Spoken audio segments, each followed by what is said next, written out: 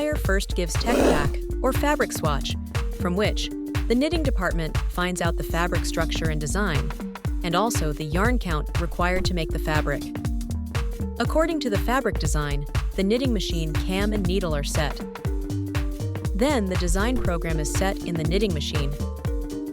According to the knitting program, the yarn is brought from the yarn store and is set on the knitting machine. Then the operator runs the machine to produce the fabric.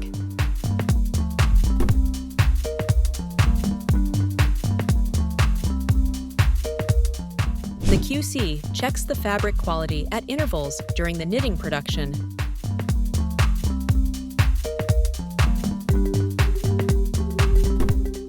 Once the production is completed, the roll is taken to the quality checking department.